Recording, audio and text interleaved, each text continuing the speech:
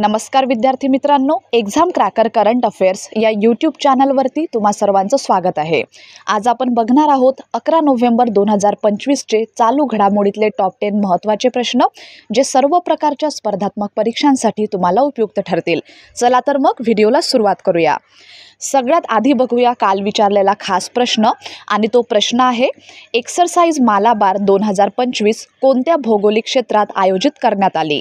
तर या प्रश्नाचं योग्य उत्तर आहे गुआम, उत्तर प्रशांत महासागर क्षेत्र, म्हणजे पर्याय क्रमांक सी। एक्सरसाइज मालाबार 2025 ही भारत, अमेरिका, जपान आणि ऑस्ट्रेलिया या क्वाड देशांमध्ये होणारी बहुराष्ट्रीय नौदल युद्धाभ्यासाची 28वी आवृत्ती आहे। या युद्धाभ्यासात भारताचे प्रतिनिधित्व INS सह्याद्री हे स्वदेशी तंत्रज्ञानावर आधारित गाइडेड मिसाइल स्टेल्थ फ्रिगेट जहाज करते। हा युद्धाभ्यास गुआम, उत्तर प्रशांत महासागरात आयोजित करण्यात आला आहे। आता बघूया तुमच्यासाठीचा आजचा आपला पहिला प्रश्न।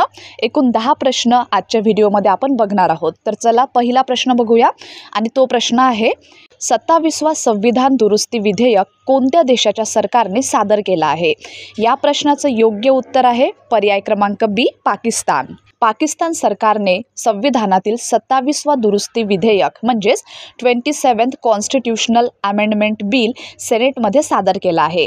या दुरुस्तीमुळे फील्ड मार्शल किंवा चीफ ऑफ डिफेन्स फोर्सेस अशी एक शक्तिशाली नवीन पदनिर्मिती केली जाईल। या पदाला 5 वर्षाचा कार्यकाळ, सर्व सुरक्षा यंत्रणांवरील नियंत्रण आणि कोणत्याही कायदेशीर किंवा राजकीय आव्हानातून प्रतिकार दिली जाईल। यामुळे लष्कर इतर सर्व संस्थांपेक्षा वरचे स्थान मिळवेल। प्रश्न दुसरा आहे COP30 नेत्यांची शिखर परिषद कुठे आयोजित करण्यात आली होती? तर या प्रश्नाचं योग्य उत्तर आहे पर्याय क्रमांक बी, बेलेम, ब्राझील येथे। बेलेम, ब्राझील येथे झालेल्या COP30 नेत्यांच्या शिखर परिषदेत भारताने ट्रॉपिकल फॉरेस्ट फॉरेवर फॅसिलिटी म्हणजेच TFFF मध्ये निरीक्षक म्हणून सामील होत जागतिक वन वित्त नियोजन आणि हवामान कूटनीतीतील एक महत्त्वपूर्ण पाऊल उचलले। ब्राझीलद्वारे सुरू करण्यात आलेल्या या उपक्रमाचा उद्देश सार्वजनिक आणि खाजगी क्षेत्रातून अंदाजे 125 अब्ज डॉलर्सची उभारणी करून उष्णकटिबंधीय वनांचे संरक्षण किंवा विस्तार करणाऱ्या देशांना परिमाणाधारित आर्थिक प्रोत्साहन देणे असा आहे। प्रश्न तिसरा 2025 कोग्निव्हेरा इंटरनॅशनल पोलो कपच्या अंतिम फेरीत भारताने कोणत्या देशावर विजय मिळवला?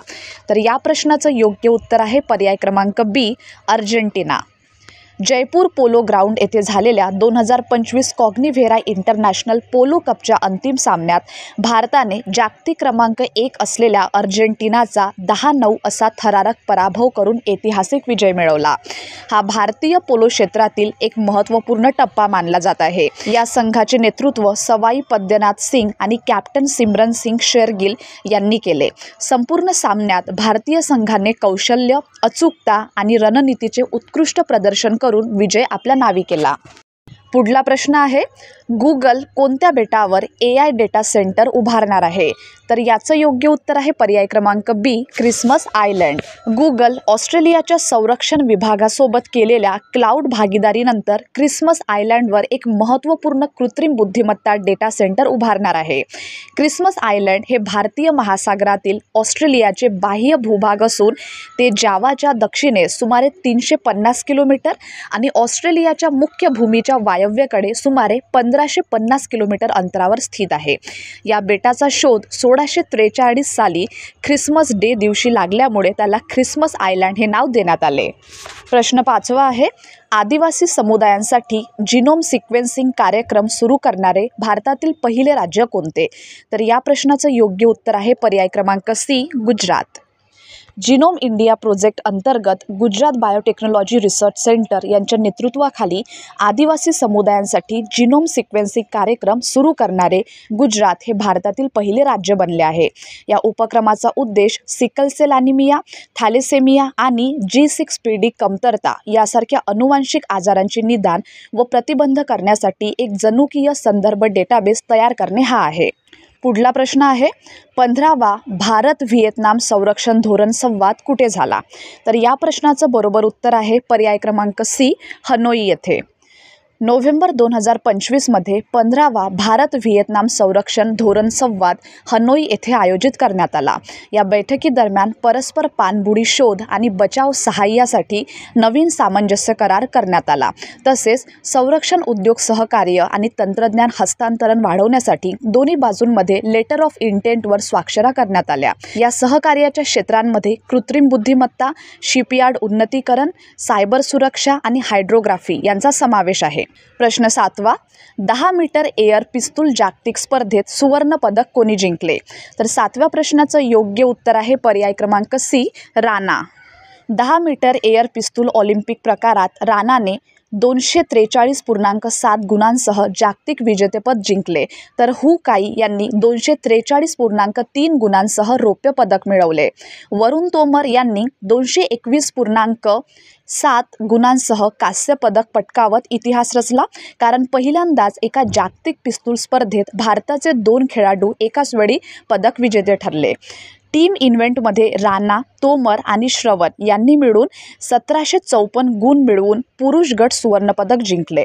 पात्रता फेरीत राणा आणि तोमर या दोघांनीही 586 गुण केले. तथापि राणाचे 27 इनर 10 तर तोमरचे 26 इनर 10 असल्यामुळे राणा आघाडीवर होता. प्रश्न 8वा आहे, मिझोरममध्ये पर्यटन वाढवण्यासाठी कोणते कार्यक्रम संयुक्तरित्या आयोजित करण्याचा निर्णय घेण्यात आला आहे?